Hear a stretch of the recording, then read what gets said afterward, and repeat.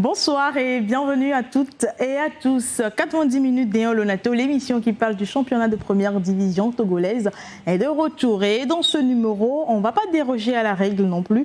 Des analyses, des informations, des faits du jeu. Voilà ce qui va meubler cette émission d'aujourd'hui. Encore une fois, bonsoir et bienvenue.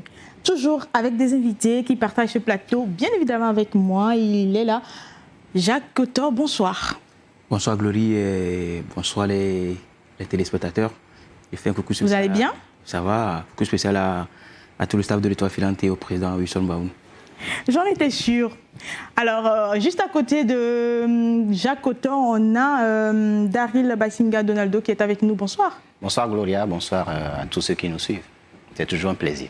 Toujours un plaisir. Ouro Agoro Aziz également partage ce plateau. Bonsoir. Gloria, bonsoir et bonsoir à tous ceux qui nous suivent en ce moment. Alors, les garçons, vous allez bien? C'est la méga forme. Hein. Super. Alors, on va y aller donc avec les discussions, mais bien avant, le sommaire. L'attraction, sinon la surprise de cette 14e journée marquant le début de la phase retour, c'est bien la rencontre entre deux Barracuda. Les jaunes et bleus de Kodjo-Biakopé, jusque-là leaders, ont vu leur position vaciller après leur défaite 2-0 contre l'AC Barracuda. Qu'est-ce qui a été à la base de cette contre-performance? Cedro en parle au micro de Nioti. Quant à l'Asco de Kara, elle fait mieux et peut s'en réjouir de remonter au classement après sa victoire sur le FC Espoir de Théophile Bola. Et puis en fin d'émission, nous nous intéresserons à la performance de Morou Youssouf et Jules Aziamale, deux joueurs convoqués lors de la 5e et 6e journée des éliminatoires Coupe du Monde 2026 après leur retour dans leurs clubs respectifs. Avec la Lonato, passez de bons moments foot avec le championnat D1 Lonato. Lonato, acteur majeur du développement du football togolais. En match avancé de cette 14e journée, les Cornes de Pagoуда ont régalé leurs supporters avec un large succès, 3-0 contre Doumbé FC. Alors Doumbé qui a malheureusement flanché en seconde période de cette rencontre, c'était quand même un peu difficile cette rencontre, Aziz. C'était un peu difficile, mais il faut reconnaître que cette équipe de Doumbé n'a pas été ridicule en première partie. Ils posent le ballon, ils jouent, mais il y a toujours ce truc-là qui ne vient pas, on ne sait pas pourquoi, mais... C'est quoi exactement ce truc? Est-ce que c'est de la Est-ce que vous arrivez à déceler je veux l'assimiler à la démotivation parce qu'il y a beaucoup de choses avant le match, mais à un moment donné, on comprend que les joueurs sont décidés à jouer, mais ça ne vient toujours pas. Il faut également reconnaître qu'on a en face une merveilleuse équipe de l'AS Bina qui est amenée par un certain Bonfo Arimiao qui il n'est pas pressé, il prend le temps de jouer et à un moment donné, ça vient sur des contre-attaques, sinon des actions rondement menées, et on peut assister à ce magnifique, ce magnifique 3-0 qu'on a vu la dernière fois. Donc, dire que Doumbé n'a pas joué, je dirais non, mais c'est qu'il y a de la démotivation dans le groupe. La démotivation, c'est votre vision à vous de cette rencontre, mais il y a également eu cette équipe de l'AS Bina qui, ma foi, a fait un match assez plein et qui, justement, doit se réjouir de ces 3 points, puisque avant la phase retour, c'était un peu difficile vers la fin. Oui, moi je connais Bonfo, c'est un stratège. Je me dis qu'il a su régler quelque chose à la mi-temps, c'est ce qui a fait que les 3 buts sont passés tellement faciles, parce que les premières 45 minutes, Doumbé a essayé de jouer, ils ont pris le plaisir pour jouer. Mais c'est à la ils ont essayé ou ils ont joué? Non, ils ont joué. Moi j'ai suivi le match en direct, ils ont joué, ils ont posé le ballon, mais je vois que peut-être les enfants, ils ont quelque chose qui cloche dans la tête. Peut-être, comme vient de le dire mon confrère, peut-être ils sont démotivés. C'est quelque chose, c'est quoi déjà? C'est psychologique? C'est psychologique, mental, parce que là, c'est psychologique. Quand vous avez loupé 2 matchs sans jouer, vous partez directement à la trêve, vous revenez, vous tombez sur AS Bina aussi. Est-ce qu'il se disait déjà qu'un 3e match qu'on ne joue pas et puis stop, on arrête l'hémorragie, ou il se retrouve malheureusement oui, c'est tellement quand tu ne joues pas 3 matchs dans le championnat, tu es relégué directement. Donc ils se sont dit peut-être pourquoi pas ne pas aller jouer, mais AS Bina aussi cherche des points, parce que là, ils ont fait tellement de matchs nuls, et ce qui ne les arrange pas maintenant, dès qu'ils ont tombé sur... et Ndumbo qui n'est pas au milieu de sa forme, ils ont profité à planter les banderilles. Donc, félicitations à coach Bonfo. Donaldo, votre analyse? Oui, ouf de soulagement pour cette équipe de l'AS Bina qui restait sur 8 matchs consécutifs sans victoire. Ils n'avaient plus gagné depuis la 6e journée, une victoire 1-0 contre l'AS Barracuda. Il fallait renouer avec le succès et ils avaient la chance de jouer contre une équipe de Doumbé de Mango qui n'était pas au meilleur de sa forme. On se rappelle, ils n'ont pas joué les 2 derniers matchs de la phase aller. On se demandait d'ailleurs s'ils allaient jouer se présenter, ce match ou pas. Mais là, ils sont venus. Ils sont diminués, cette équipe de Doumbé. Il y a eu le départ de leur meilleur buteur de la phase aller, Achraf Seydou qui est parti, le coach qui est parti. Donc voilà, c'était pas, ils n'avaient pas le moral au beau fixe, tout simplement. Ils ont fait une belle première période, c'est vrai. Mais voilà, Bonfo Arimiao, je pense il a dû ajuster les choses à la mi-temps. Ils sont revenus, cette équipe. L'analyse de Bonfo Arimiao après cette rencontre, surtout l'analyse de la première partie, pour vous? Ça a été une très belle victoire, mais que je dis que ça a été acquise sur le doute. Donc, en première partie, on ne s'est pas du tout retrouvé. On est tombé dans la facilité, dans le jeu de l'adversaire qui n'avait pas envie de jouer. À chaque sortie de balle, il était là en train de casser le rythme. Alors, Aziz, où on lui trouve que Doumbé, en phase, lors de la première partie, ne voulait pas jouer? Bonfo lui croit que c'est ça? Non, c'est pas qu'il ne voulait pas jouer. Je crois que psychologiquement, il y avait aussi ce truc-là dans le camp de l'AS Bina. On se dit, Doumbé est un club que tout le monde est en train de battre. Ils ont été surpris par le début, l'entame du match. Ils leur ont sous-estimé, c'est ça? Ils les ont sous-estimés. Et là, comme vient de le dire Kotor, Bonfo Arimiao, c'est un fin stratège. Il a dû replacer quelques pions et en deuxième partie, on a vu ce qu'on a vu. Mais sincèrement, cette équipe de Doumbé, la dernière fois, m'a beaucoup surpris. Hein. Agréablement? Agréablement en première partie. On pose le ballon, on joue. Il y a même des actions offensives qu'ils ont eu à mener 2-3 fois. Mais le but n'est pas arrivé.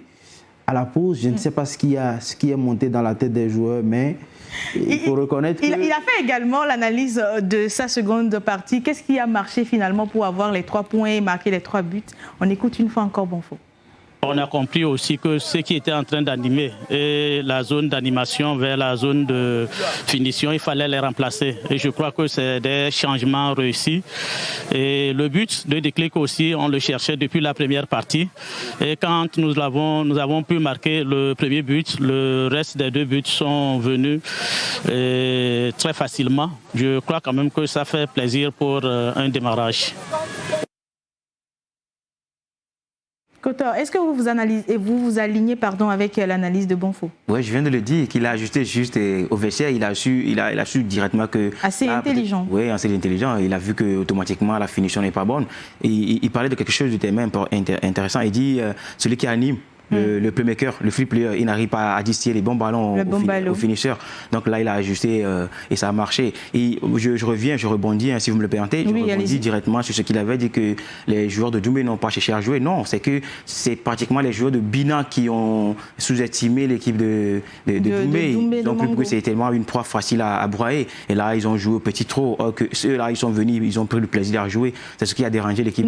Ils n'ont finalement plus rien à perdre, l'équipe de Doumbé. Tout à fait, ils n'ont plus rien à perdre, ils prennent du plaisir, voilà, ils sont déjà mal placés, donc voilà, il faut jouer. Est-ce qu'il y a une possibilité de s'en sortir avec cette équipe de Doumbé? Rien à jouer, il reste... Il y a 12 journées. Il reste 12 journées, voilà, ça fait 36 points encore possible à prendre, donc rien n'est impossible, tout simplement, mais il faut commencer à gagner les matchs.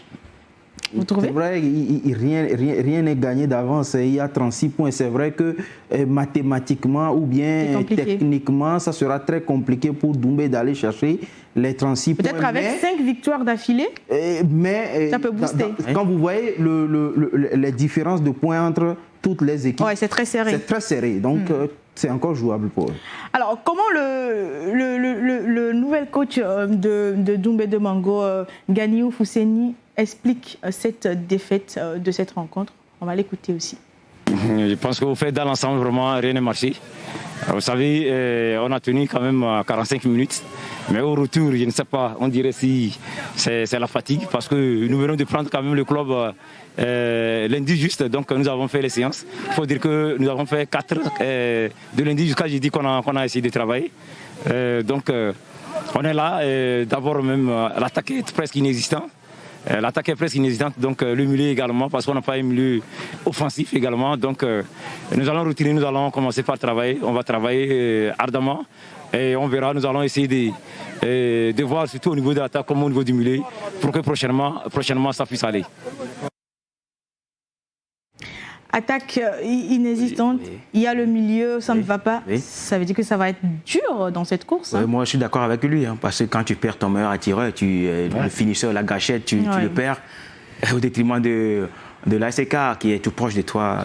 Je dis que c'est tellement compliqué. Donc là, c'est à lui maintenant de chercher à travailler et trouver la solution. Mais néanmoins, le coach se projette sur la prochaine journée. La prochaine journée, ils vont jouer ASCO de Kara. Qu'est-ce qu'il met comme stratège pour gagner cette rencontre? On va suivre. ASCO, on sait que quand même c'est un grand club. De toute façon, nous allons travailler en fonction de l'adversaire. Nous allons aller travailler, recorriger les lacunes. Et on verra quand même, comment le jeudi, ce que Dieu va nous réserver. Les lacunes à corriger finalement pour Doumbé, ça sera quoi? Les lacunes à corriger sont ce qu'il a dit. Il a parlé du milieu de terrain et de sa défense, de l'attaque, pratiquement dans tous les compartiments de jeu. Mais je crois que l'entraîneur, il a fait avec l'effectif qu'il avait sous la main. Il n'a pas eu le temps matériel de pouvoir vraiment travailler. Il a eu 4 jours de séance d'entraînement. Et il n'aura pas aussi le temps avant cette journée prochaine. Au moins, il aurait accumulé les 4 séances d'entraînement de la dernière fois, plus peut-être 2 ou bien 3 qu'il va faire entre hier, aujourd'hui et demain. Donc, il a peut-être le temps de mettre quelque chose en place pour pouvoir aller contrer cette équipe de l'ASCO, mais ça sera très difficile. Ça sera difficile?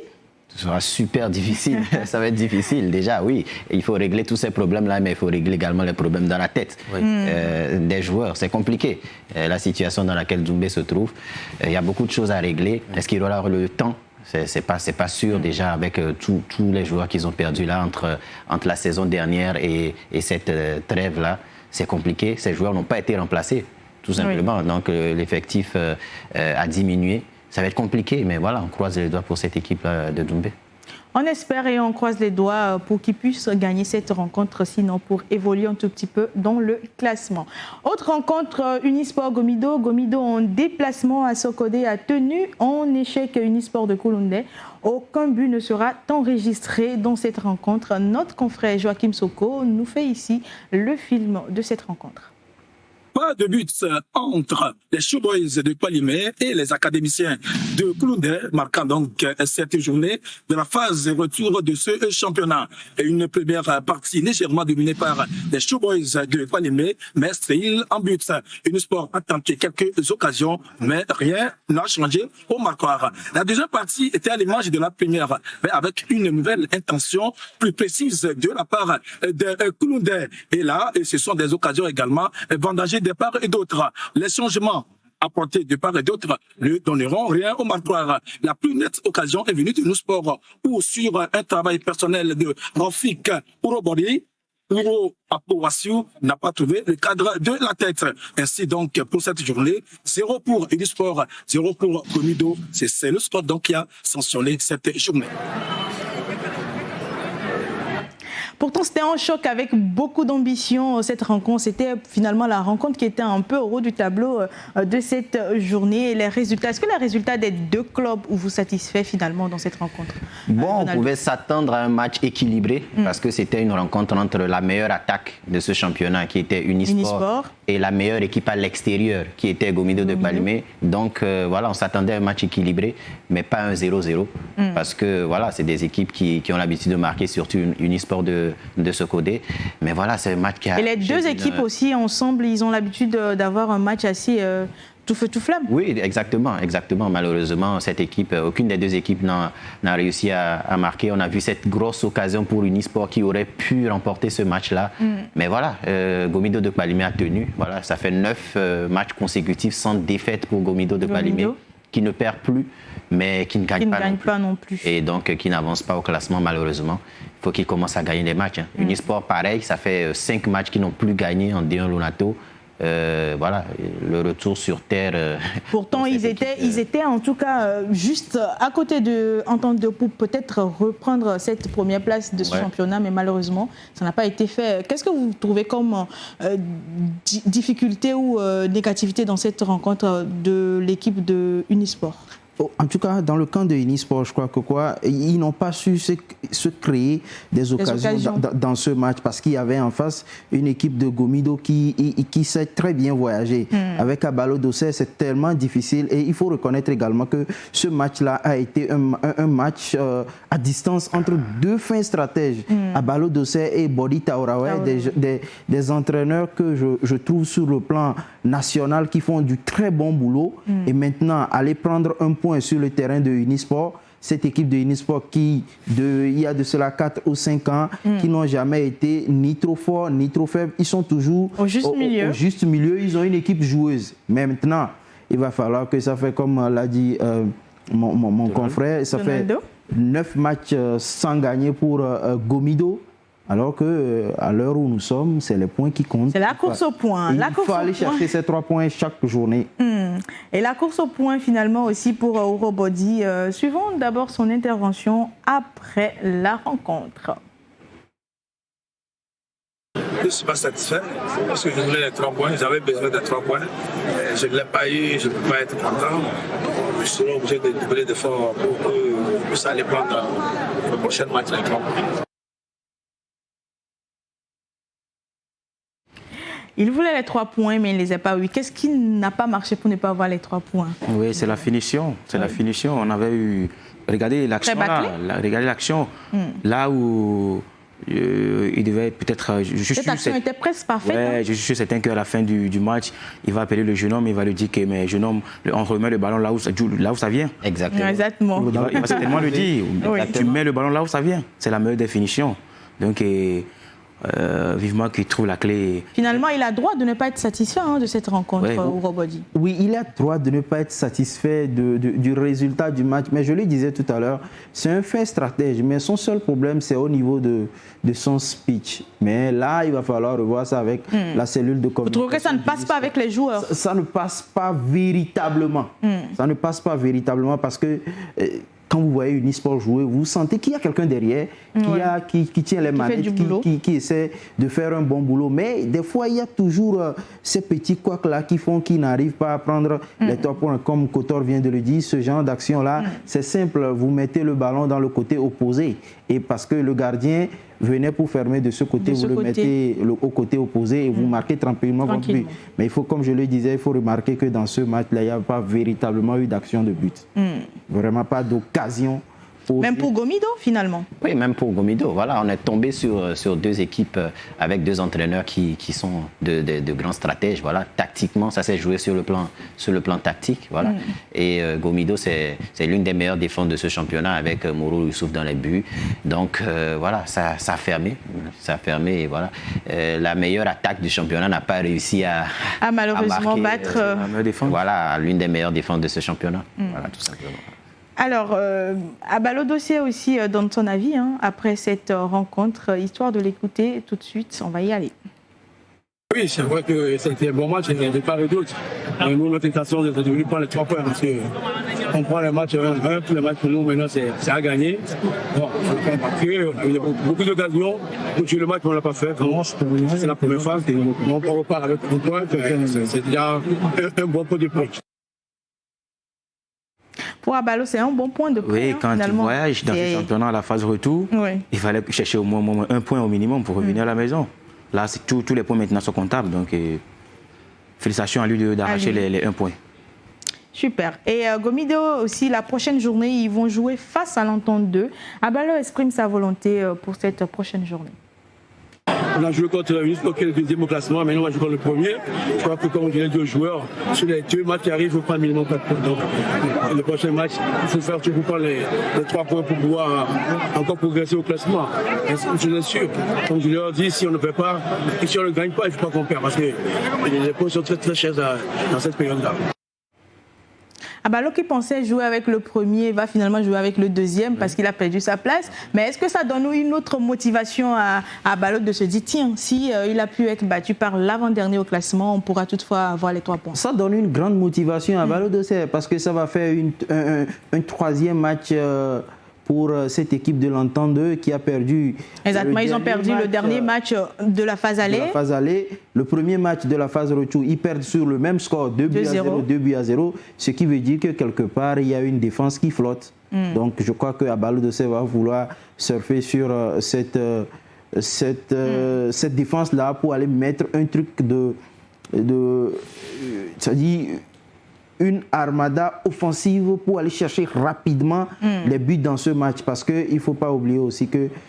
mais défensivement aussi, ils doivent assurer derrière. Oui, déjà, on sait que Gomido a la meilleure défense de ce championnat avec Mourou Youssouf dans les buts. Mais il faut rappeler que là, ce sont les buts, ce sont les points qui vont faire la différence. Donc, il va aller chercher des buts de n'importe quelle manière là, parce que il faut gagner.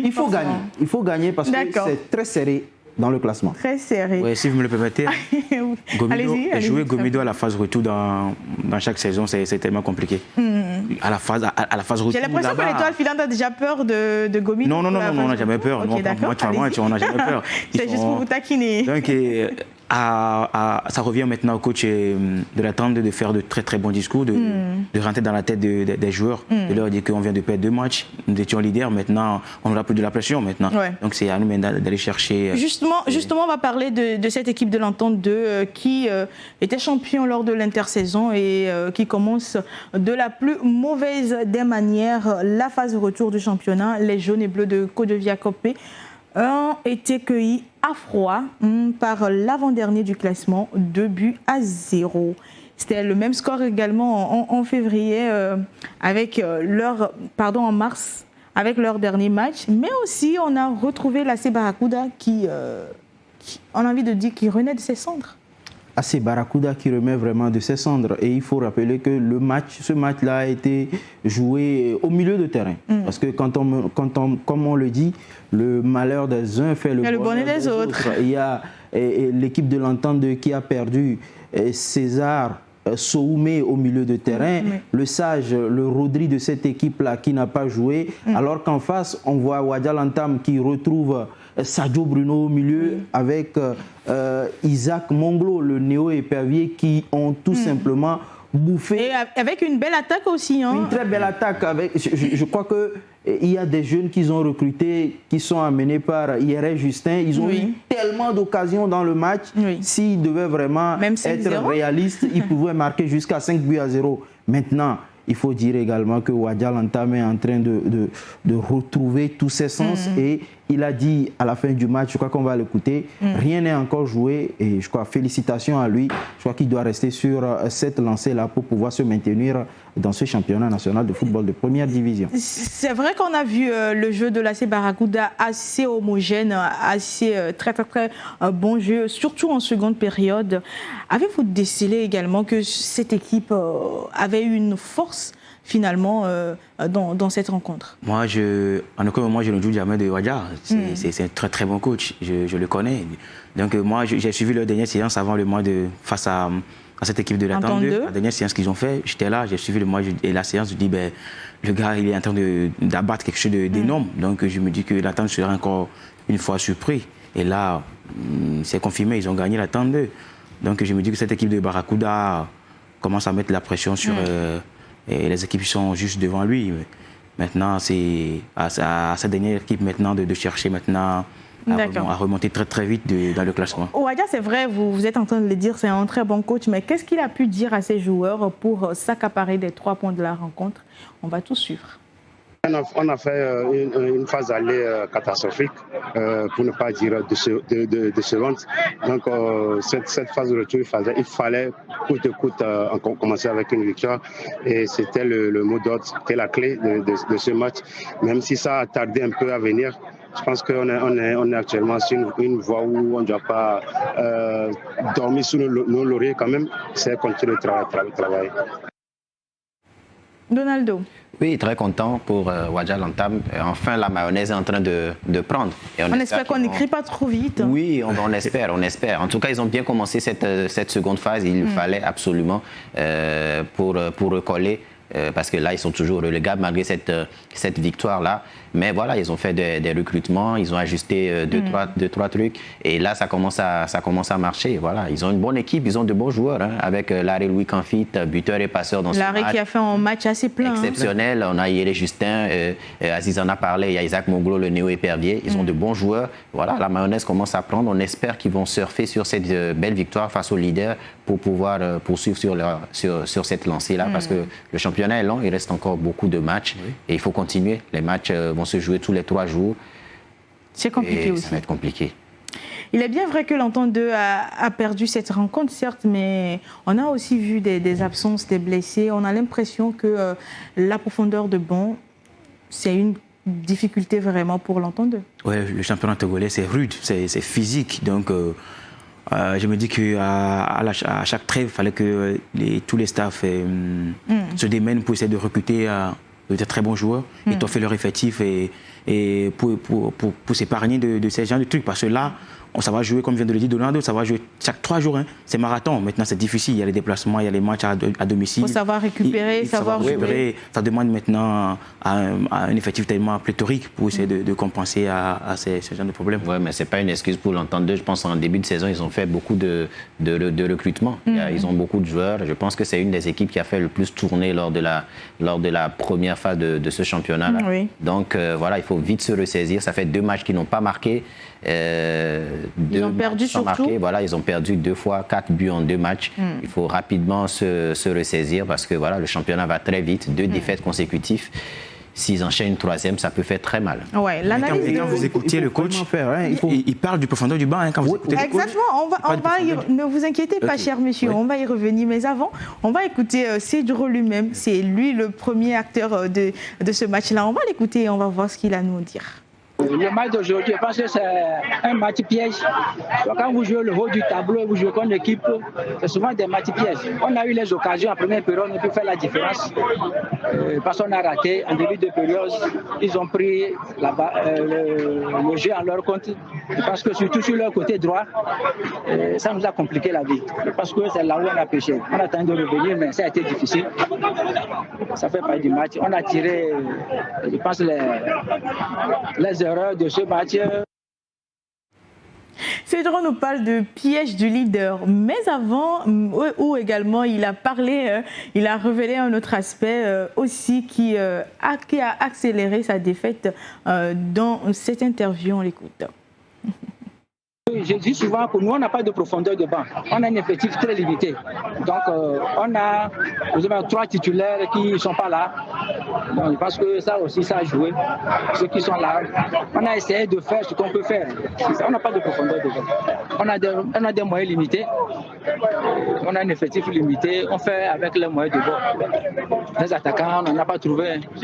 On a cherché. Ils ne sont pas venus vers nous. Ce qu'on a, on n'a pas pu recruter. Donc, on fait avec ce qu'on a. C'est une sorte de moyens. Les attaquants, ils vont dans les équipes où ils sont sûrs de trouver beaucoup plus de moyens. C'est un peu ça dans notre pays ici. Alors Aziz, ce n'est pas par manque de volonté, mais malheureusement c'est par manque de moyens que Cedro n'arrive pas à trouver des attaquants vraiment pour étoffer son équipe. Ça veut dire que c'est plus compliqué que ce qu'on pense. C'est plus compliqué que ce qu'on pense, mais il faut reconnaître également que non seulement il n'a pas la profondeur du banc, il y a la fatigue énorme dans l'équipe de l'Entente 2. Vous imaginez que vous faites une phase aller, vous donnez 72 heures de repos aux joueurs, vous reprenez les entraînements en une semaine, vous faites une descente dans la ville des 7 collines pour aller travailler la condition physique, vous rentrez à Lomé, vous faites... Vous trouvez que c'est trop rude? C'est trop rude. Vous faites 3 matchs amicaux. Hein. Ça fait un match contre une équipe de 2e division du Ghana, un match contre la Spoto, un 3e match contre la gendarmerie. Ça fait C'était pour être vraiment en forme, je trouve. Mais il faut reconnaître qu'on veut être en forme, mais on sait comment va se passer la phase retour. Les matchs vont se jouer, comme Donald l'a dit, chaque 3 jours. On n'a pas une profondeur de banc, donc il va falloir miser beaucoup sur la récupération. Maintenant, il n'y a pas également de moyens pour aller chercher cette perle rare-là dans l'attaque.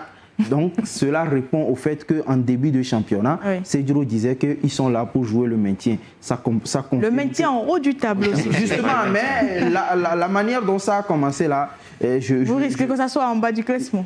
Pas vraiment en bas du classement, mais ils ne vont pas jouer les premiers rôles dans ce championnat. Vous trouvez aussi?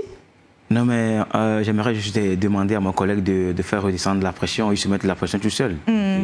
J'aimerais juste lui dire que rien n'est joué, il n'a qu'à redescendre sur terre et peut-être qu'il voit le classement, il voit comment c'est serré, il se dit ah tiens, si on fait 2-3 faux pas, c'est plus compliqué. Oui, c'est à lui maintenant même de rentrer dans la tête des jeunes. Que je viens de le dire tantôt, de rentrer dans la tête des jeunes, en fait de perdre 2 matchs consécutifs. Nous aussi on a gagné des gens, donc il fallait maintenant remettre la machine sur la bonne route et ça va prendre.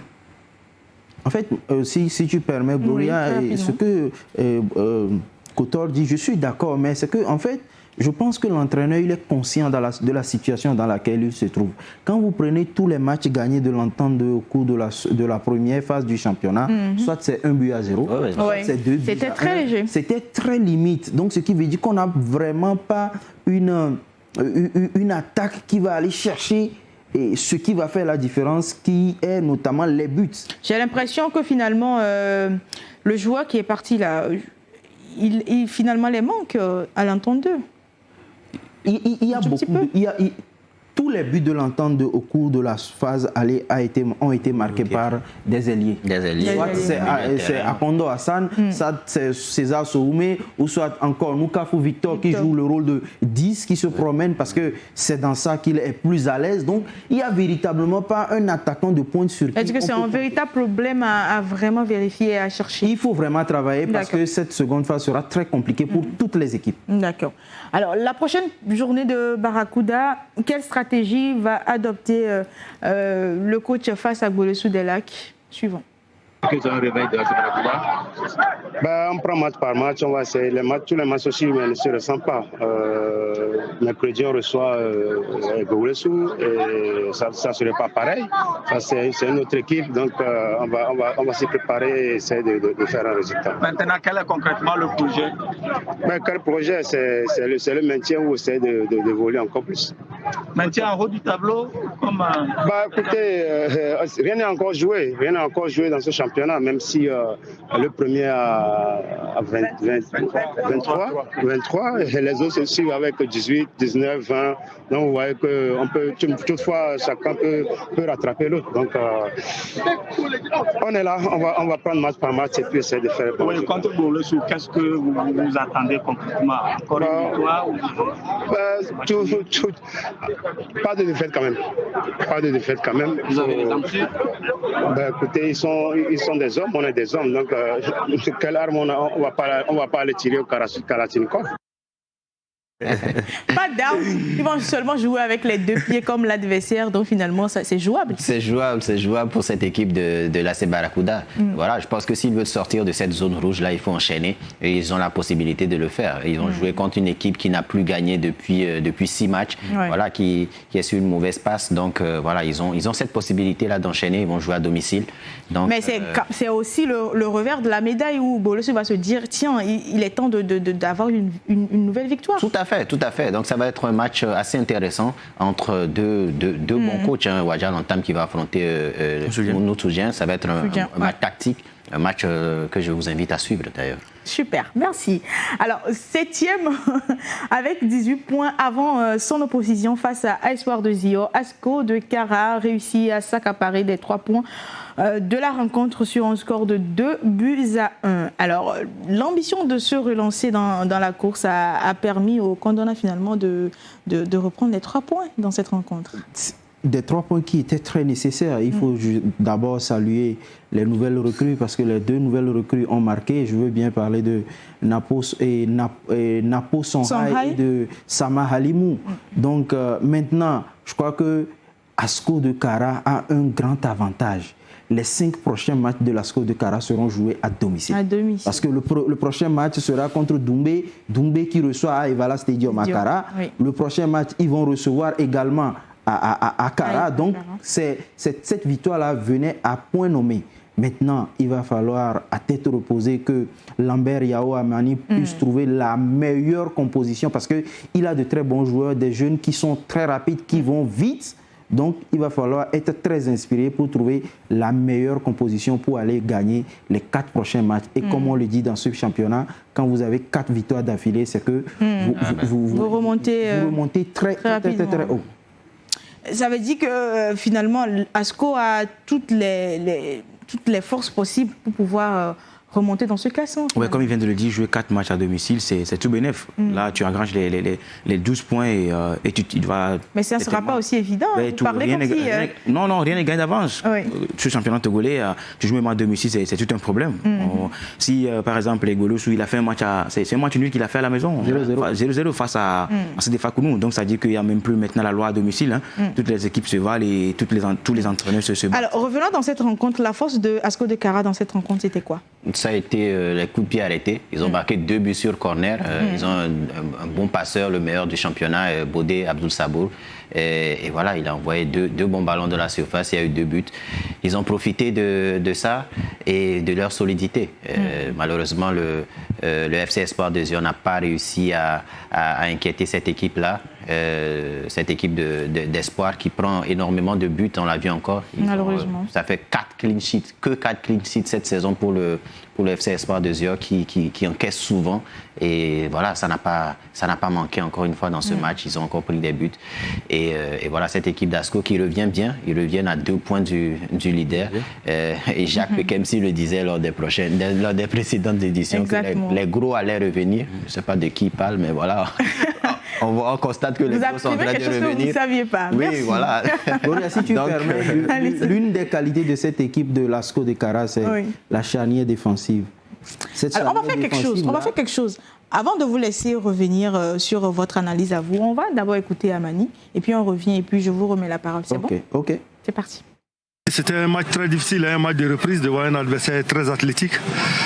On a bien maîtrisé le jeu. Je pense qu'en deuxième mi-temps, on aurait encore pu corser l'addition. Mais l'essentiel, c'était de prendre les 3 points et de recoller un peu en tête du classement parce qu'il y a 13 matchs retour. Comme j'ai dit, ça va être 13 finales pour essayer de conserver le titre. 13 finales pour conserver le titre, c'est dit. L'ambition, et non, c'est justement. Ça, c'est clair. Il est venu trouver un club qui a été champion. Au moins, quand tu veux le laisser, il faut le laisser en étant champion. Vous voyez, maintenant, la pression. Son grand avantage dont je parlais tout à l'heure, c'est sa charnière centrale. Sama Halimou et Adjessi, qui sont les 2 défenseurs centraux de l'équipe nationale locale qui se retrouvent encore une fois. Donc, ce qui veut dire qu'il y a déjà eu des automatismes qui sont créés. Ils se connaissent très bien, ils jouent ensemble. Et je crois qu'avec un Abalo Denis devant la défense, je crois qu'il a les atouts pour aller encore chercher une fois encore le titre. D'accord. Jacques? Oui, il a tout dit, mais ça va être tellement serré jusqu'à la fin de ce championnat. Parce on a l'impression. Ce n'est plus comme les 2-3 saisons en arrière où avant 5 ou 6 journées, on connaît déjà le champion. Oui, je vous dis que toutes les cases sont rebattues dans ce championnat, du haut jusqu'au sommet. Wadia vient de dire quelque chose de tellement important. Le premier a 23 points. Il y a d'autres qui se suivent 18, 19, 20. 22, 21 points. Donc rien n'est joué dans ce championnat. Vivement qu'eux tiennent la baraque. Sinon, les autres clubs peuvent venir de le jouer là-bas. Oui. Oui. ASCO de Kara a cette possibilité-là de revenir. Mais voilà, ça va être compliqué parce que cette équipe ne surdomine pas ses matchs. C'est toujours serré. Ils ne sont pas rassurants, c'est ça? Ils ne sont pas très rassurants. Voilà. Ils ne dominent pas outrageusement les matchs comme c'était le cas. Quand ils veulent gagner aussi, c'est sur des petits scores, voilà, 0. Exactement. Toujours un but d'écart, sauf le match face à Boulouessou. Donc voilà, ça va être compliqué. Mais ils ont cette possibilité-là, comme Aziz l'a dit, d'enchaîner ces victoires-là lors des prochaines journées et puis on verra ce que ça va donner. D'accord. L'intervention de Théophile Bola pour vous maintenant. On va s'apprendre qu'à nous-mêmes. Parce que tout le bloc, on a été obligé de changer le bloc, de changer même le système de jeu. Alors ça nous a réussi, mais après on n'a pas marqué ce but-là. On a stoppé un peu l'hémorragie, les assauts de l'adversaire, que je respecte. Et puis ça a été sans succès parce qu'on n'a pas marqué pour égaliser, pour revenir au score. En gros, je pense que le match a été perdu d'avance à la maison. C'est nous-mêmes. Je dirais c'est un match perdu par les joueurs eux-mêmes. Ils n'ont pas été concentrés sur ce match-là. Manque de concentration pour Bola. Manque de concentration, je pense. De ses joueurs. Au-delà de ça, certainement par rapport à ce qu'il vient de dire, il doit avoir d'autres problèmes. Il nous parle de concentration, mais quand vous nous dites que le match a été perdu d'avance, c'est que vraiment il y a à la maison, il y a quelque chose qui ne cloche pas, qui n'a pas voulu dévoiler sur les médias. Donc je crois qu'ils vont tranquillement retourner pour travailler. Mais ce qu'il y a, c'est qu'il faut reconnaître que Espoir du Zior est mieux à l'extérieur qu'à domicile, parce que les supporters de l'Espoir du Zior sont très exigeants. Espoir, ils sont plus à l'aise. Deux équipes dont les supporters sont très exigeants, donc ils savent mieux voyager que jouer à domicile. Donc malheureusement, c'était 3 points perdus qu'il ne fallait pas. Oui, exactement, qu'il ne fallait pas. En tout cas, Théophile Bola, il ne fait jamais des sorties au hasard. Donc je pense que le message est passé. Il a adressé un message à certaines personnes et c'est passé. Et je pense que cette équipe d'Espoir qui n'est pas très loin, ils sont à 3 points du leader. Ça veut dire que voilà, ils ont une bonne équipe, ils ont un bon attaquant, Obi Ezekiel, qui vient de marquer son 5e but de la saison. Il rejoint le peloton de tête. Donc, ils ont une bonne équipe. Il faut juste se concentrer, régler les problèmes, etc. Parce que, voilà, cette équipe peut aller très, très loin, en tout cas. Espoir de Zior, prochaine journée, ce sera face à l'Étoile filante de Lomé. Qu'est-ce qu'il en pense de cette phase retour, de ce match retour entre Espoir et Étoile filante? Bola nous explique. On joue à la maison, on joue encore contre Étoile filante, qu'on ne connaît pas toujours l'issue du premier match, de match aller, qui est toujours en litige. C'est du jamais vu dans un football dans ce monde. Après, on reprend le match retour, on nous dit rien. Une équipe qui a aligné un joueur qui n'était pas qualifié de jouer, c'est-à-dire un 6e joueur sur le terrain. Il n'était pas qualifié. On doit qualifier 11 joueurs plus 5 joueurs. On ne qualifie pas 11 joueurs plus 6 joueurs. C'est un match perdu et la cellule qui est chargée de ça, ou la commission, ne dit rien. Et le mercredi, on va jouer les matchs retour. C'est dans cet état d'esprit-là, pour moi, ça me mange un peu. Ça ne me donne pas le goût d'aider le football togolais. Ça ne me donne pas le goût, ça me ronge. Il devait même dire qu'on a perdu. Parce que tout joueur qui n'est pas qualifié, l'équipe adverse perd sur tapis vert. Nous avons perdu un match contre ACK sur tapis vert parce qu'on avait aligné un joueur qui n'était pas qualifié. Il s'agissait d'Emmanuel. Et dans le football, les 11 premiers joueurs sont qualifiés, plus les 5 joueurs qui sont qualifiés. Un autre joueur, après les 5 joueurs, plus les 11 n'est pas qualifié. Ils cherchent les textes. Ils disent qu'ils ne trouvent pas les textes. C'est rigoler de mon genre. Donc moi, je pense que ce match-là, je risque même d'être pas là parce que c'est une honte du football togolais. Bola, on le connaît pour ses mots assez crus, il est assez direct, il ne mâche pas ses mots. Pas du tout. Finalement, qu'est-ce que vous en tirez ou qu'est-ce que vous en pensez de sa réaction finalement par rapport à ce match retour? Vous savez, ce dont il parle, c'est un fait. D'accord, on est d'accord. Mais l'essentiel maintenant, c'est de savoir comment rebondir et aller chercher des points. Parce qu'on vient de le dire tout à l'heure, le championnat est serré. Ils sont à 3 points du leader. Il faut se concentrer, avoir un discours plus courtois, plus positif. Voilà. Surtout pour les joueurs. Tout à fait. Et quand on sait qu'on va jouer à domicile, on sait que son public est exigeant. Déjà là, il envoie un message non seulement à la Fédé, mais également aux supporters de l'Espoir du Zior. Parce que si jamais l'Étoile filante arrive à damer le pion à cette équipe d'Espoir à Thiviers, je crois que Théophile Bola aura de sérieux problèmes. Parce que c'est vrai, on sait qu'il y a un problème qui est là. On a laissé la commission compétente qui est en train de statuer là-dessus. Mais il fallait avoir un discours plus courtois et plus positif que ce qu'il nous a donné. J'ai l'impression que pour Bola, ça dure trop de prendre cette décision-là.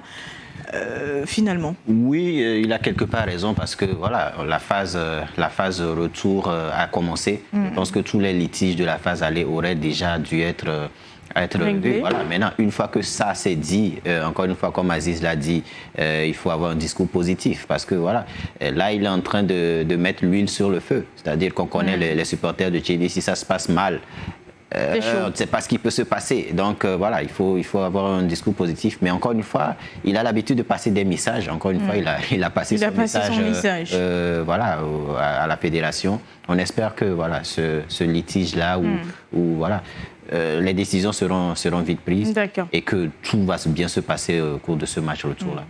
Jacques, la rencontre Espoir Étoile Filante, le mot d'ordre, c'est quoi finalement? Non, chez nous, c'est d'aller chercher les 3 points. Hein. Les 3 points, rien. On ira là-bas, on va jouer toutes les cartes. On ira là-bas, on va jouer toutes les cartes. Surtout que vous avez gagné la 14e journée, il faut continuer. Nous sommes sur une bonne dynamique. Donc, nous, l'espoir n'est pas très fort. Oui, surtout, il n'est pas très serein à la maison. Nous, on ira par là-bas avec les calculettes. On ira aller jouer avec les pieds. Avec les pieds, surtout. On espère vraiment qu'il n'y aura plus d'incidents dans ce match. Parce que chaque fois, il y a eu d'incidents sur les matchs de l'Espoir d'Izio à domicile et sur les matchs de Gbolesu à domicile. Donc, vivement que tout se passe très bien. Hein, parce que c'est très important pour le football togolais. Il y a Asko de Kara aussi qui va jouer la 15e journée comme les autres clubs. Amani Yao donne son avis. Il y a 3 points à prendre. Il n'est champion que celui qui a le plus de points. Donc, on a un déficit au niveau comptable. Donc, que ce soit Doumbé ou un autre adversaire, je dis qu'il faudra venir jouer pour prendre les 3 points. Il faut jouer pour prendre les 3 points. Le discours, il est direct. Direct, tu sais, net, il n'y a pas de rebondissement. Il n'y a pas de chichi. Il n'y a rien à faire qu'à aller chercher les 3 points parce que, on va continuer par le dire, les points sont très capitaux dans ce championnat-là. On joue à 14. Et là, je pense qu'ils savent, hein, les clubs sont... Ils savent. On joue à 14 équipes et là, c'est très serré. Ce n'est pas comme les 2 dernières années où le leader est à des kilomètres de son poursuivant. Donc là, le discours de Lambert Amani, il est clair. Il va aller chercher les points parce qu'il dit qu'il ne veut pas savoir si c'est Doumbé ou bien c'est qui. Lui, il faut aller chercher les 3 points. Est champion celui qui aura le plus de points. Tout à fait. C'est ça. Je me rappelle toujours de sa citation, c'est à la fin de la danse qu'on paye les musiciens. Les musiciens, donc finalement, pour l'instant, ils sont dans la course. Alors, les autres résultats de cette 14e journée, Étoile Filante de Lomé a pris l'essentiel contre l'Astambo, 1-0. Gbolesu et le CDF Aknour n'ont pas non plus réussi à se départager, se quittant sur un score de parité. 0 but partout. Et la SCK s'en sort victorieuse de l'AS OTR, 1-0, et ainsi s'empare de la première place du classement avec 23 points grâce à une meilleure différence de but. Alors si on va revenir très rapidement sur cette équipe de la SCK qui a finalement essayé de remonter de la 5e à la première place, on voit finalement comment c'est très serré. Oui, c'est très serré, c'est très serré. Je le disais la dernière fois que je voyais cette équipe championne. Ça ne veut rien dire, bien sûr. Ils viennent de prendre la tête de ce championnat-là. Une belle victoire 1-0 face à une bonne équipe de l'AS OTR. Voilà, c'est très serré. Et voilà, ils ont profité de ça. On va voir le classement tout à l'heure. C'est extrêmement serré. Oui. Et l'Étoile Filante aussi, hein, qui a su jouer à domicile et prendre les 3 points, c'est essentiel, 1-0, et c'est capital. C'est très capital. En tout cas, surtout que Barracuda avait gagné, il y avait une grosse pression de revenir à la 13e place. Lors de cette phase retour, rien à faire. Sauf c'est les points. C'est les points parce que exactement. Quand vous voyez le match de l'Étoile Filante, moi j'étais au stade hier, le but a été marqué sur penalty à la 31e minute et après... l'Étoile Filante a su juste gérer, même si à la dernière minute, Tambo a eu un penalty qu'ils ont raté. Malheureusement. Ils savent que c'est l'essentiel. J'ai vraiment aimé le comportement de l'entraîneur de l'Étoile Filante de Lomé, qui a compris que c'est vrai, il faut jouer, mais l'essentiel, c'est qu'il faut aussi ne pas encaisser. Pas du tout. Et maintenant, je vais revenir sur un fait sur la journée, c'est que vous savez, actuellement, le football togolais se trouve dans une situation où on a un problème de gardien de but avec l'équipe nationale togolaise, les éperviers du Togo. Mais quand vous suivez pratiquement tous les matchs, tous les gardiens ont pris des buts qu'ils ne doivent pas prendre.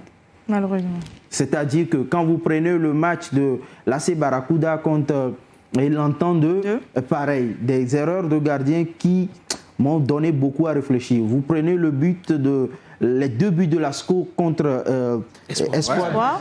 Les sorties hasardeuses. Ouais. Là, il va falloir vraiment se poser une question sur qu'est-ce qui va se passer dans 10 ans. Parce que je pense que c'est un débat. On va y revenir peut-être dans d'autres numéros par rapport à ça pour l'instant. Malheureusement, on n'a pas trop de temps, malheureusement, Jacques. On va évoluer avec le classement. Et bien sûr, comme on le disait tantôt, c'est l'ASK qui est premier pour l'instant avec 23 points plus 4. 23 points également pour l'Entente 2 plus 2. Unisport qui est à la 3e place avec 22 points. 22 points également pour l'ASOTR à la 4e place. 5e, 6e place, 21 points chacun.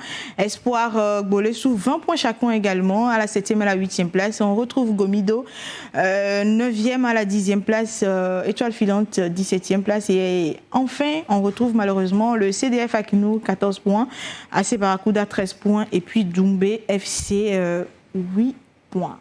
C'est chaud, Jacques. C'est très chaud. Très chaud, hein, même en bas, il n'y a rien à faire. Même en bas, c'est chaud. C'est serré de partout. C'est serré. Toutes les cartes sont rebattues, donc...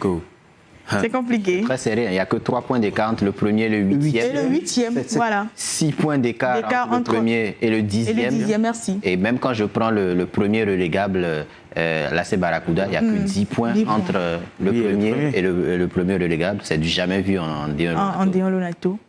Tout le monde se réveille et c'est compliqué. Alors, cela donne des statistiques. Cette 14e journée du championnat a eu relativement pauvre en but. Les filets ont tremblé seulement 10 fois avec une moyenne de 1,42 buts par match. Et le match le plus prolifique, c'était Bina Doumbé avec 3 buts dans cette rencontre. Et on a retrouvé aussi que les matchs à domicile, il y avait eu 57,14% de victoires à domicile et seulement 14 à l'extérieur. Ça veut dire que les gens ou les clubs commencent à vraiment gérer mieux les matchs à domicile que les matchs à l'extérieur. Oui, dès que tu reçois à domicile, il faut mettre toutes les stratégies possibles pour avoir les 3 points. Donc, ça va être tellement serré. Hein. Je l'avais dit sur le même plateau que cette saison, ce serait difficile pour le Paris Saint-Germain du championnat togolais et le Marseille qui... Oui, donc AC Casco, ce serait tellement difficile pour eux de dire que haut la main, ils ont le titre. Hein. Donc ça va jouer jusqu'à... Je pense que le club qui aura le titre dans cette saison sera vraiment ravi d'avoir vraiment bataillé. Chers messieurs, la pause s'impose dans cette émission, c'est très important. On va y aller, on va revenir juste après.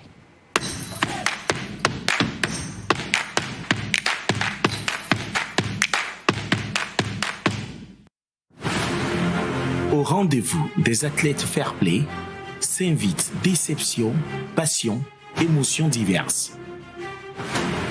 Profitez bien sûr à cette combinaison. Oh là là! Couronne des rois et des reines aguerris, la technique, la tactique, l'endurance dictent leur loi. Il n'est pas d'enjeu pour aller chercher le face-à-face.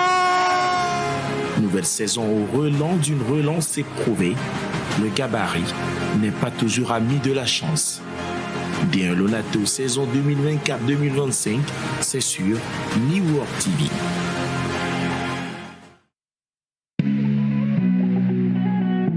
Un match de 90 minutes, un match d'évasion et de passion. Cette rencontre, à chacune des journées, des résumés, analyses, découvertes avec nos meilleurs consultants et acteurs du foot. Au début de la saison, je le suivais et il avait dit dans une interview que toutes les équipes sont battables. Hein. Aucun aspect ni secteur n'est épargné. 90 minutes D1 Lonato, la vitrine par excellence du championnat de foot togolais, tous les lundis à partir de 19h30 sur New World Sport 5 et New World Mix. Communiqué de la Lonato. La Direction générale de la Loterie nationale togolaise porte à la connaissance de la population en général et des parieurs en particulier qu'il lui a été donné de constater que certaines personnes se réclamant de son personnel proposent à travers des messages qu'ils diffusent sur les réseaux sociaux de fournir des numéros gagnants pour des tirages de loto. Dans leur mode opératoire, pour tromper la vigilance des parieurs, ces personnes n'hésitent pas à afficher des tickets gagnants falsifiés, des numéros de téléphone et des supposées pièces d'identité des organisateurs. Ces agissements constituent de la pure arnaque. La Loterie nationale togolaise informe les parieurs et la population qu'elle ne propose pas et n'a jamais eu à proposer de numéros gagnants à l'endroit des parieurs. Le choix des numéros sur lesquels prendre les paris reste personnel aux parieurs. La Lonato décline toute responsabilité devant ces faits qui sont de la pure et simple escroquerie. À cet effet, la Lonato invite les parieurs et la population à une plus grande vigilance pour ne pas tomber dans le piège des arnaqueurs. Les recherches sont en cours pour identifier les auteurs de ces actes qui seront soumis à la rigueur de la loi. La Direction générale.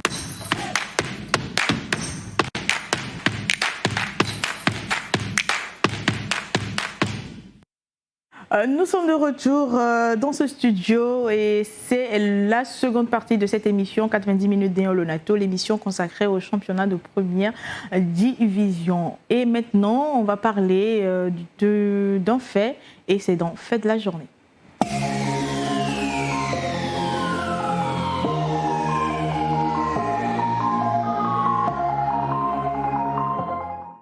Alors, un fait lors de la rencontre AS Gbolessoul et le CDF ACNOUR lors d'un duel sur une action de jeu, le défenseur Arafat Kazodi du CDF ACNOUR se retrouve au sol dans la surface de réparation face à l'attaquant Bodro Florent, attaquant de Gbolessoul, et derrière, c'est un coup franc sur le défenseur. Et c'est une image qui fait assez polémique. Et pour moi, la première question pour vous, qu'est-ce que vous analysez de cette action finalement? Je vais commencer par vous, Donaldo. Il a sifflé faute pour le défenseur ou pour l'attaquant? Je crois qu'il a sifflé faute contre l'attaquant. Contre l'attaquant. Mais là, c'est un peu difficile hein, parce que, Gloria, oui. Je pense que dans un premier temps, il y a eu un duel épaule contre épaule que l'attaquant a gagné, oui. Qui a envoyé le défenseur au sol. Et en retombant, il a touché le ballon avec la main plusieurs fois. À la limite, si on ne veut pas... Disons, d'abord pour moi, c'est un pénalty. D'accord. D'abord, oui. C'était clair. Vous voyez, l'attaquant, il a gagné le duel épaule contre épaule. Et là, il envoie le défenseur au sol qui touche le ballon de la main. C'est vrai que c'est involontairement, en tombant, il a touché le ballon de la main. Mais quand même, il a touché. Il n'y a pas fait de l'involontaire. Mais je crois que c'est un pénalty. Soit il siffle faute, soit il siffle faute contre l'attaquant, parce qu'il se dit que l'attaquant fait faute, soit il y a pénalty. Soit il y a pénalty, soit il y a faute pour l'attaquant. Donc, faute, coup franc pour le CDF ACNOUR parce qu'il considère que l'attaquant a déséquilibré le défenseur. On peut l'accepter. Ou soit ici pénalty parce que l'arbitre n'a pas sifflé, le défenseur n'a pas le droit de toucher le ballon de la main. C'est qui le passe. Voilà. Jacques, ouais, vous analysez encore l'image. Je me dis que la faute était tellement légère. Hein. C'était mal légère. Là, on ne peut pas siffler la faute contre l'attaquant là-bas parce que là, déjà... Quand vous voyez l'action, l'attaquant n'a pas tiré. Après le duel, il n'a pas cherché à tirer même le bras du défenseur.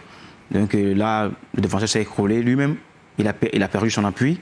Et là, si peut-être il a sifflé la faute, là, il me semble que peut-être l'attaquant a tiré le bras du défenseur après le duel. Exactement. Moi, je suis vraiment d'accord avec Jacques. Avec Jacques parce qu'à vitesse réelle, j'ai même l'impression que l'attaquant a été un tout petit peu tiré par le défenseur. Parce que déjà, il a perdu le duel et il allait au sol. L'attaquant est devant déjà. L'attaquant est devant. Épaule contre épaule. Non, comme tu le dis, normalement, si l'arbitre estime que le duel épaule contre épaule, il y a eu un petit truc de la part de l'attaquant. Soit il siffle une faute contre l'attaquant. Exactement. Sinon, la seconde décision, ça doit être un pénalty pour Gbolessoul. Et il a plutôt sifflé une faute contre l'attaquant dans cette rencontre et ce n'est pas au goût, malheureusement, des supporters de Gbolessoul finalement dans cette rencontre. Et vous trouvez que c'est assez exagéré de siffler une faute contre l'attaquant finalement? Ouais, comme les confrères l'ont dit, c'est léger. La faute de l'attaquant est très très légère ils s'en sortent bien. Enfin, le défenseur du CDF Aknou s'en sort bien. Très bien. Mais voilà, c'était intelligent. Intelligent, oui. Voilà. Ou c'est dans le feu de l'action. Il ne faut pas prendre ce type de risque. C'est vrai que je suis défenseur de métier. Quand on fait faute, quand l'attaquant fait faute, on essaie d'attraper le ballon de la main pour pousser l'arbitre à siffler pour toi. Mais on ne prend pas ce genre de risque dans la surface de réparation. Oui. Là, en état arbitre, moi, j'aurais sifflé pénalty parce qu'il n'a pas le droit de prendre le ballon de la main. La faute de l'attaquant, pour moi, il n'y a pas faute de l'attaquant. Il gagne son duel. Il était devant le défenseur, tout simplement. Le défenseur, il n'a pas été tellement intelligent. Je crois qu'il y a également une malice de la part du défenseur. Tout à fait. Parce que dans un premier temps, il est allé jusqu'au bout de l'action. Il n'a pas voulu vraiment aller au sol. Parce qu'il est le dernier. Il cherchait à passer devant lui. Il est le dernier défenseur et il fallait toujours défendre debout. Il a presque gagné son duel d'ailleurs. Tout à fait. Il a presque gagné son duel. Moi, je peux dire au défenseur là, et l'erreur qu'il a commise, c'est que vous regardez son pied droit. Au dernier moment, il peut chasser le ballon dehors. Exactement. Là, il a manqué plus d'intelligence. Donc, ouais, au dernier moment, il perd la pure. Il peut chasser le ballon dehors. La pelouse qui n'est pas bon. Ouais, là, il peut se donner. Là, il gagne le ballon. C'est compliqué. Et il y a aussi le gabarit du joueur de Gbolessou qui est vraiment très imposant. Très imposant et finalement qui gagne un tout petit peu son duel. Il y a aussi un petit fait là, peut-être l'assistant qui est là. Ouais. L'assistant qui est de l'autre côté, peut-être il a signalé. Peut-être parce que lui, l'angle là, c'est pratiquement pour l'assistant. Est-ce qu'il n'y a pas un truc qui nous échappe? Regardez bien. Après le duel gagné par le défenseur, est-ce que l'attaquant le tire pas par le maillot? Il le tire. Voilà.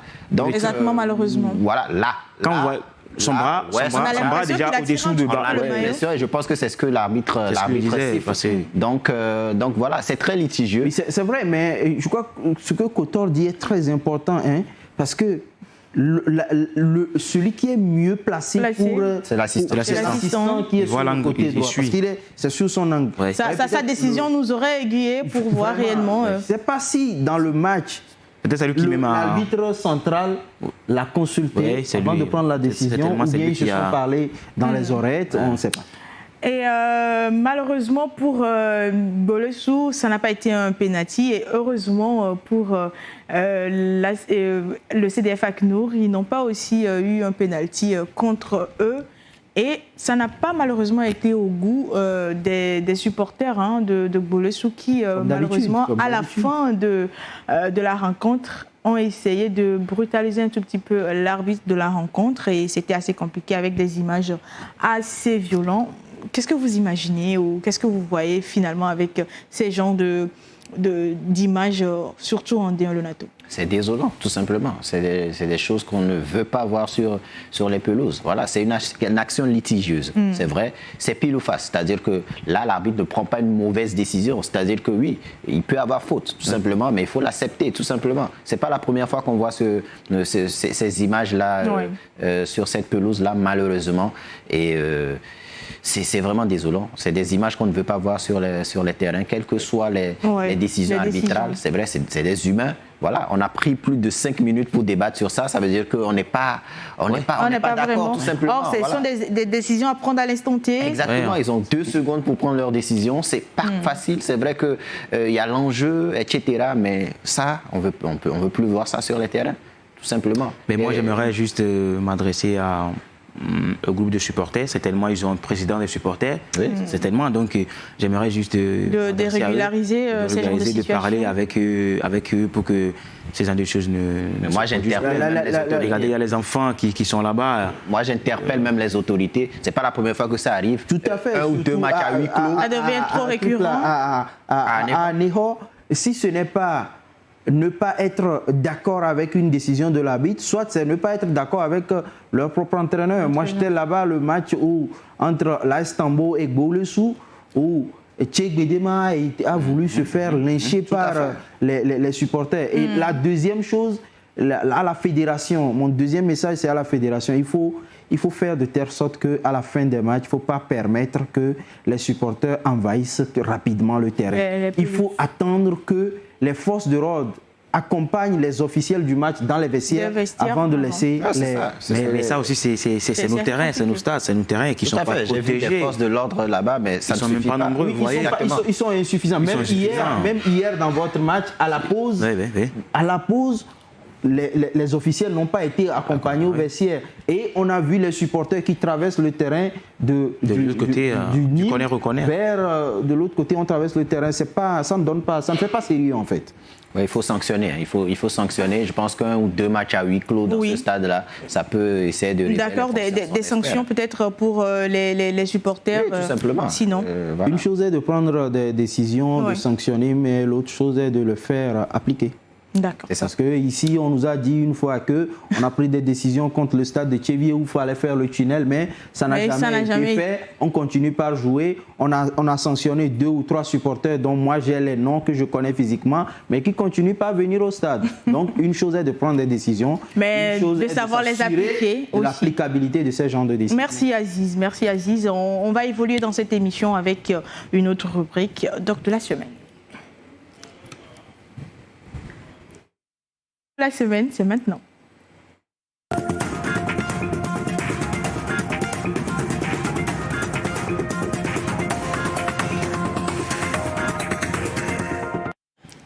On est de retour après ce jingle pour parler ici de Doc de la semaine. Il y a eu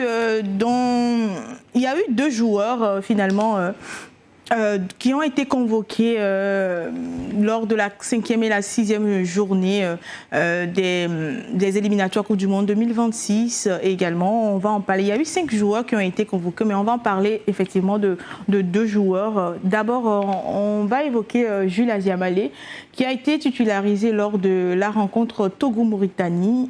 D'abord, comment avez-vous jaugé sa performance dans cette rencontre d'abord? Une petite, je vais rectifier un tout petit peu. Il n'a pas été titulaire. Il a joué à peine 10 minutes dans ce match-là. C'est beaucoup et il n'a pas joué à son poste de prédilection. Et donc ça sera un peu difficile de jauger sa prestation avec les éperviers du Togo. Sinon, il reste incontestablement l'un des meilleurs joueurs de ce championnat de première division, surtout la phase aller. Et on espère qu'il aura la chance de jouer à son meilleur poste avec cette équipe nationale-là pour qu'on puisse voir. Sinon, c'est un joueur très magnifique qui sait garder le ballon, il sait quand il faut lâcher, il sait que les actions doivent finir dans un tempo et sinon... Vous parlez justement de sa performance quand il joue en club, mais lors de ces 10 minutes, est-ce qu'on a vraiment vu des automatismes où on a vu un Jules Aziamale qu'on a vraiment reconnu? Oui, j'étais au stade. Et j'ai vu que c'est un joueur qui a du ballon, tout simplement. Il n'a pas joué à son poste, il a joué piston. C'était plus compliqué? C'est très compliqué, c'est pas son poste de prédilection. Mais quand il a eu la balle, on sentait qu'il y avait quelque chose. Il était capable de faire des différences. Voilà, malheureusement, il n'a pas joué à son poste. Mais il n'a pas été ridicule, il a fait son match. Malheureusement, le résultat n'a pas été ce que le public attendait. Malheureusement. Mais voilà, c'est quelqu'un qui, on sait, qui progresse énormément, qui est magnifique à voir jouer. Il progresse physiquement également parce que voilà, c'est pas sa première force, mais c'est quelqu'un qui progresse et je pense que cette sélection et ces 10 minutes-là avec la sélection va faire qu'il va encore progresser. Vous avez vu un impact? Oui, c'est un joueur qui aime s'amuser avec le ballon. C'est ceux du genre, on les appelle les free players, un playmaker. Donc, vivement que Daré le replace. Moi, j'étais au terrain, comme je viens de le dire. Je pensais que Daré va peut-être retoucher son système de jeu, sa configuration de jeu. Peut-être de repartir. Il est resté fidèle à lui-même. Il est resté fidèle. C'est ce qu'on attendait. S'il arrive à toucher juste sa configuration, peut-être de revenir dans un 4-2-3-1. 4-2-3-1, là, ce jeune homme va s'exprimer mieux. Parce qu'il serait peut-être directement sous l'attaquant Kevin Deke. Là, parce qu'il a des bonnes passes. Donc, vivement que Daré, peut-être s'il veut utiliser le jeune homme, d'essayer de retoucher sa configuration et essayer de le mettre un peu plus haut dans Allez-y. Je dirais également que sa convocation a eu un impact impacte vraiment. J'en venais à cette question-là pour vous, surtout après son retour au club. Après son retour au club, vous allez voir un Gilles Aziamale aller se battre, aller dans des duels vraiment physiques. C'est ce que je viens de voir sur le match avec Boulossou, aller dans un duel avec le défenseur, l'un des plus costauds défenseurs de Boulossou, Ezekiel. Il n'est pas tombé. Il n'est pas tombé, c'est le défenseur qui est allé au sol et l'arbitre lui a donné une faute. Donc ce qui veut dire que ça a joué sur son mental. Il est allé toucher un petit peu... Il est allé voir ce qui se passe réellement au haut niveau. Donc, il va falloir encore travailler. Donc, l'ambition, finalement, pour lui devient plus grand et l'expérience peut être partagée avec les coéquipiers. Oh là là, incroyable. Il a mis vraiment son corps en position pour aller chercher le ballon. Parce qu'il se dit qu'il est le patron, c'est à moi le ballon, tu ne dois pas me l'arracher. Exactement. Alors qu'avant, il ne jouait pas comme ça. Avant, il prenait le ballon, il lâchait. Il a eu peur de... Donc, ça veut dire qu'il y a un vrai impact. Son après. Exactement, il y a eu un impact dans la tête, il y a eu un impact également dans son jeu. Et voilà, c'est de bon augure pour l'avenir. Je pense que voilà, c'est pour ça qu'on demande aux sélectionneurs de convoquer les joueurs locaux. Voilà, parce que voilà.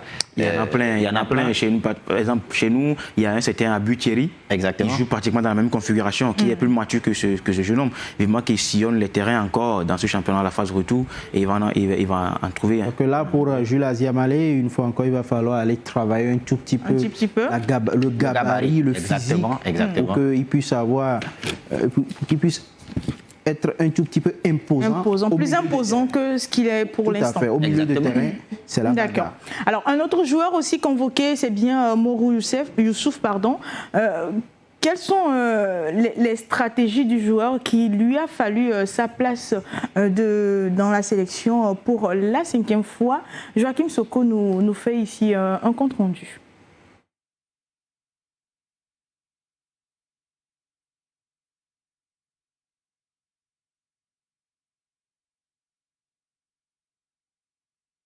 De Joachim. Je pense qu'aujourd'hui, tout le monde l'a vu. Je pense qu'il a été présent aujourd'hui, surtout dans les jeux aériens. Donc, il n'a pas pris de but. Il est présent, il dirige bien sa défense. Comme je lui ai dit, il faut qu'il arrête de s'amuser, qu'il progresse dans son intervention, dans sa façon de diriger sa défense. Il verra qu'il va aller plus loin. Aujourd'hui, il a fait sa faute. Donc, il faut qu'il continue sur cette voie. On a plutôt écouté les conseils d'Abalo Dossé pour son joueur. Vous partagez l'avis d'Abalo? Tout à fait, parce que c'est un joueur, Mourou Youssouf, c'est un gardien qui était sur une phase vraiment ascendante, mais il a eu un petit problème parce qu'entre-temps, il est passé du côté de Saint-Éloi-Loupopo en RDC. Un petit problème où il est revenu et tout. Mais là, je crois que il est en train de se refaire une santé dans le championnat. Sinon, sa convocation, elle n'est pas hasardeuse. C'est un gardien qui a vraiment les qualités d'aller chercher une place de titulaire avec cette équipe nationale togolaise. Maintenant, il va falloir vraiment avoir la compétition dans les tripes, dans les mains, je veux dire. Parce que quand vous voyez le but qu'il a pris contre le Sénégal, la sortie, elle est tout à fait... Un peu hasardeuse. Elle n'est pas hasardeuse, mais douteuse, parce que certains qui sont manque de confiance, des grands gardiens diront peut-être que il n'a pas su s'imposer dans les airs. C'est le péché mignon des gardiens togolais. Vous en parliez tout de suite. Son entraîneur des gardiens faisait ce type d'erreur dans le passé. Donc, mais voilà, Mourou Youssouf, c'est statistiquement le meilleur gardien du championnat. Voilà, c'est le gardien qui a encaissé le moins de buts. Il n'a encaissé que 7 buts depuis le début de ce championnat-là. Et voilà, il a arrêté 2 pénaltys déjà au cours de ce championnat également. En 13 titularisations. Exactement. Donc voilà, c'est un excellent gardien. C'est vrai, il a eu la chance d'être titulaire avec les Éperviers lors du dernier match face au Sénégal. Voilà, il n'a pas été exempt de tout reproche sur un but, mais voilà, il a fait un match acceptable. Et on espère qu'il va progresser. Je pense qu'avec Abalo Dossé... Vous trouvez aussi que ça a été un match acceptable face au Sénégal? Au Sénégal, il y a la pression terrible. Hein. Il a la pression terrible parce que... C'est compliqué. Oui, c'est compliqué parce que là, on le parachute. Bon, il était déjà international U23. Tout à fait. U23. Donc, je crois que sous Paulo Duarte, il a été 2 fois. Ça fait la 5e fois. Oui, donc, mais face aux joueurs comme les Sadio Mané, les Jacobs, c'est tellement compliqué, la pression. Je ne suis pas du tout d'accord avec toi parce que... Attends pour que je finisse. S'il te plaît. Oui, laisse-le terminer, s'il te plaît. Oui, allez-y. Il y a déjà de la pression. Le ballon, il a raté en l'air. Tu viens de le dire, hein, c'est un peu plus douteux parce que là, il devait être un peu plus serein en l'air. Mais je me dis qu'il n'a pas démérité parce que c'est ce que je viens de dire. Il joue face à ces joueurs qui sont tellement forts, puissants. C'était son premier match. C'est le premier match, titulaire. Donc déjà, il fallait qu'il rattrape les bourdes qu'a commis. Et rassure tout un peuple. Et en déplacement également. Donc c'est compliqué. Je suis d'accord avec Koto, mais on a eu des gardiens dans des situations. Bassa Djeri et Togo, Algérie, à Lomé, c'était encore plus compliqué que cela, où on jouait avec qui? On jouait avec Riyad Mahrez, toute cette armada de stars de l'Algérie à l'époque. Mais bon, il y a une chose aussi, savoir contenir sa pression, ça dépend de chaque joueur. Tout à fait. Maintenant, là, il va falloir le travailler avec l'entraîneur des gardiens qui doit lui prodiguer d'énormes conseils dans ce genre de match. Il ne faut pas être pressé calmement, mais c'est pas qu'il est... Il n'a pas été du tout ridicule. Non, ça, il n'a pas été ridicule. Il a fait ce qu'il pouvait. Il a fait un match, si je devais le noter... Mais il pouvait faire mieux, c'est ça? Il pouvait faire mieux, mais si je devais le noter, je crois que je devais lui donner une moyenne. 5 sur 10, oui. C'est pas mal. C'est pas mal. C'est pas mal, hein, tout simplement. Et on espère encore une fois qu'il va continuer à progresser et pas prendre la grosse tête, rester concentré. Et puis voilà. C'est un gardien qui est fort. Il est fort à 1 contre 1. Il sait jouer au pied. Ce sont il arrête les pénaltys. Oui, ce sont les grandes qualités de... Est-ce que son retour en club, vous l'avez trouvé un peu mûri, qui a changé, qui a évolué, qui a changé? Quelqu'un qui a fait la RDC, un gros championnat sur le continent. Il est déjà mature dans la tête. Et aussi, il disait, sous Paulo Duarte, il était Paulo du Roi, ou bien Paulo Duarte, quelque chose. Il a été international, donc c'est un bonus pour ce club de Gomido. Oui, et dans ce match... Il faut reconnaître également que quand il est dans les buts, il y a une certaine sérénité. Vous sentez qu'il y a un gardien, il est bon des 2 pieds, il communique vraiment avec la défense. Il n'est pas nonchalant en tout cas, il est là, il est présent. Vous sentez vraiment que vous avez un gardien dans les buts. Et sur ce match, il n'a pas pris de but, il a encore fait un clean sheet. Voilà, donc il était attendu, il a fait son match, tout simplement. On le voit parler à ses défenseurs. À ses défenseurs, oui. Et voilà. La prochaine étape pour Youssouf, ça sera quoi finalement? Qu'est-ce que vous pensez qu'il peut encore corriger ou qu'il peut changer pour peut-être évoluer plus que le niveau qu'il a déjà finalement? Corriger, c'est la grande chose qu'il doit corriger, c'est les ballons aériens. Il doit être tellement rassurant, les sorties. Il essaie aussi de communiquer, de parler à ses défenseurs comme il vient de le faire sur ce match. Donc il n'a qu'à essayer de travailler dans son club, sur le ballon aérien, en sélection avec Kossia Gassa, qui est son mentor, de travailler ces aspects-là, c'est tellement important. Et la pression mentale? Tout à fait, la pression mentale, mais je souhaite vivement qu'il soit convoqué prochainement avec la sélection locale. C'est très important pour lui. Pour sa progression, exactement. Pour sa progression. Parce que d'abord... Sinon, il y aura une rupture. Je me pose la question, d'abord, pourquoi est-ce que tous les gardiens qui ont été avec la sélection locale, personne parmi eux n'a été convoqué avec eux. Maintenant, ils font le convoque. C'est en débat. Oui, la prochaine fois, il va falloir compter avec lui, avec la sélection locale. Sinon, vous mettez en place un truc que vous-même vous recassez. Ce n'est pas possible parce que si vous ne le... On a l'impression qu'il y a une rupture, une hémorragie quelque part où il n'y a pas d'une continuité. Il n'y a pas une continuité dans cette affaire de gardien de but. Parce que là, je le disais tout à l'heure, sur les 20 dernières années en Afrique, le Togo fait partie de ces pays-là qui n'a jamais souffert de gardien de but. Mais aujourd'hui, depuis pratiquement 4 à 5 ans, on souffre de gardien de but, ce qui n'est pas du tout normal. Et d'autres choses à faire peut-être avec les entraîneurs dans leur club finalement. Qu'est-ce qu'il faut que Abalo Dossé fasse peut-être avec ce gardien-là pour peut-être l'aider plus à remonter la pente? Oui, déjà Abalo est avec lui en sélection. Il disait à son coach dans son club. Donc vivement, c'est tout un bonus pour ce jeune homme. Certainement, Abalo va essayer de le parler matin, midi, soir pour qu'il ne le déçoive premièrement pas. Parce que peut-être il est directement collé à lui en club, collé à lui en sélection. Donc déjà, je me dis qu'il est aussi le dernier rempart du club de du Gomido. Vivement que la sanction prenne. C'est vrai que Abalo aura lui parler, mais Abalo n'aura pas les vrais mots pour le corriger. Et point par point, parce qu'il n'est pas gardien si ce n'est l'entraîneur des gardiens du club doit essayer de l'aider.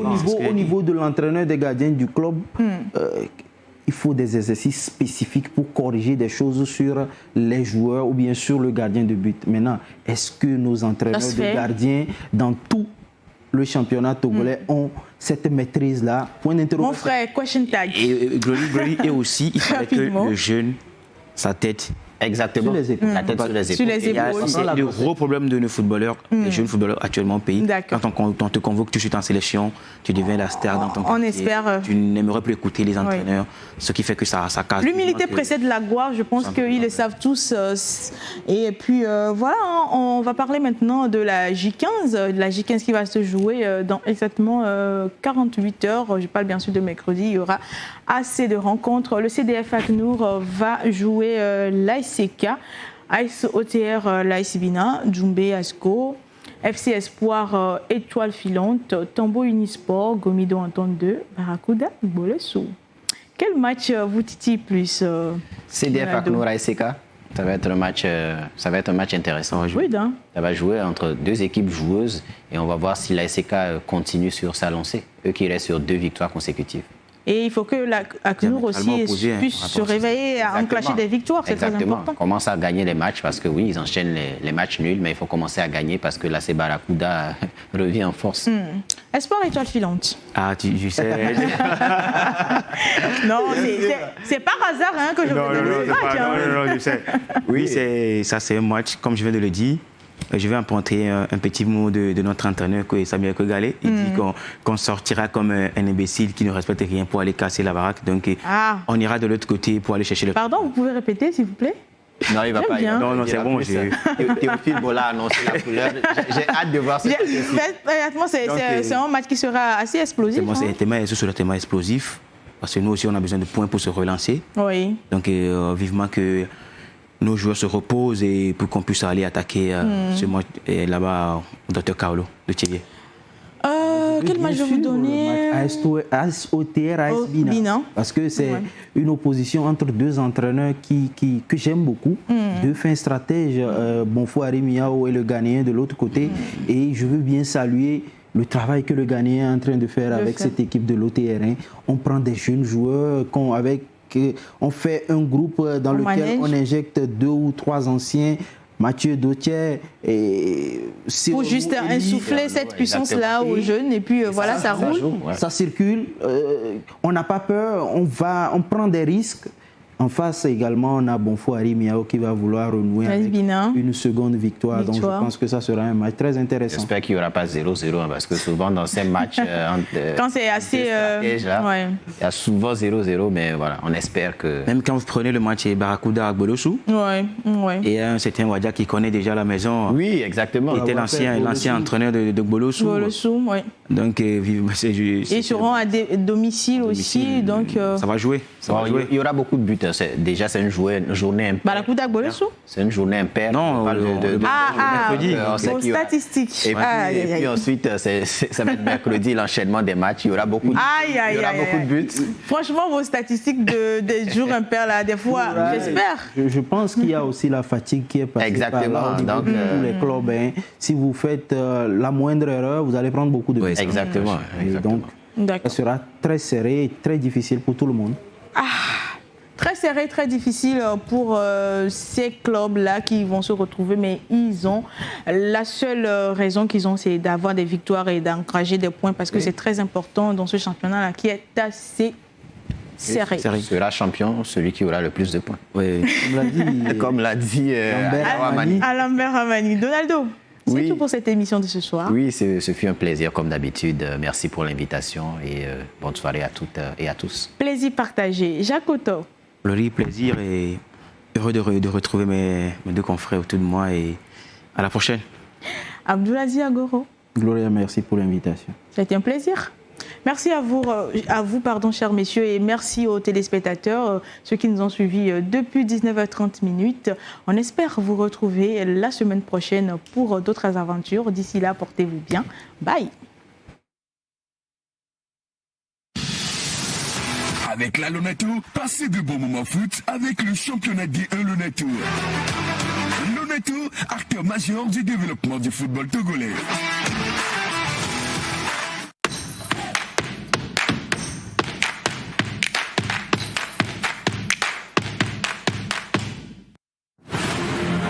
Au rendez-vous des athlètes fair-play s'invitent déception, passion, émotions diverses.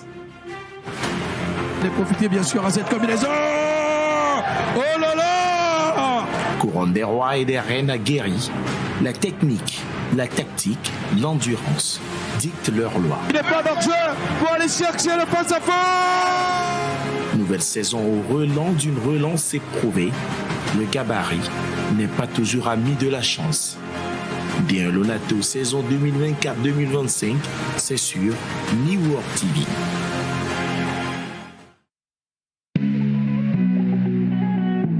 Un match de 90 minutes, un match d'évasion et de passion. Cette rencontre, à chacune des journées, des résumés, analyses, découvertes avec nos meilleurs consultants et acteurs du foot. Au début de la saison, je le suivais et il avait dit dans une interview que toutes les équipes sont battables. Aucun aspect ni secteur n'est épargné. 90 minutes D1 Lonato, la vitrine par excellence du championnat de foot togolais, tous les lundis à partir de 19h30 sur New World Sport 5 et New World Mix. Communiqué de la Lonato. La Direction générale de la Loterie nationale togolaise porte à la connaissance de la population en général et des parieurs en particulier qu'il lui a été donné de constater que certaines personnes se réclamant de son personnel proposent à travers des messages qu'ils diffusent sur les réseaux sociaux de fournir des numéros gagnants pour des tirages de loto.